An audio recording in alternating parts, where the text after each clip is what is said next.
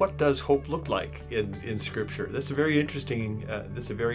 Sort of a question.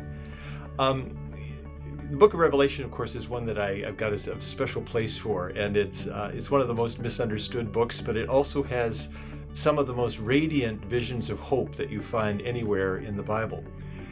And what I find is, as you read Revelation, it's not that hope is simply put out there towards the very end of the story.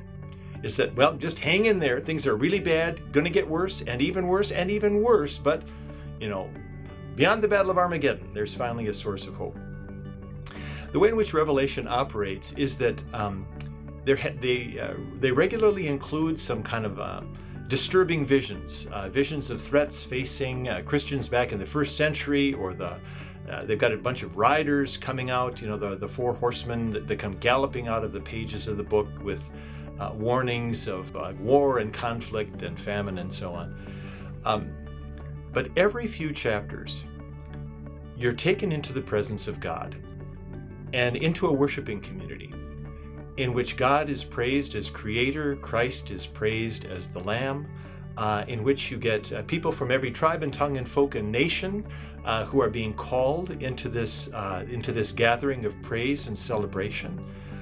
You're being given a vision in which the self-sacrifice of the Lamb becomes the way in which God's power is exercised. And that finally it reaches out to include every creature in heaven and on earth and under the earth and in the sea, as it says in Revelation chapter 5, in this cosmic circle of praise for the well-being that God provides. So what I learned from that is that every few chapters, Revelation keeps bringing us back to the God who is present, not absent. That's a powerful source of hope. Revelation keeps bringing us back to Christ the Lamb, whose power is exercised in self-giving. That's a powerful source of hope. It brings us back to these scenes in which people are being called into that circle of worship, in which the dynamics of compassion and redemption and a will for life are finally what shapes the way in which people interact with each other and with the God who made them and the Christ who redeems them.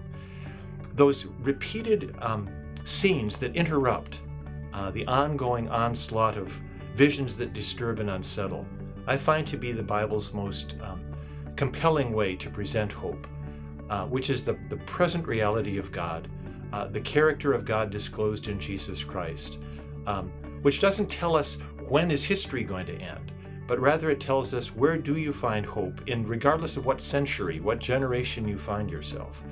Where do you find that truly life-giving power of God that summons people into that sense of renewal and renewed commitment to one another and the world of which they're a part?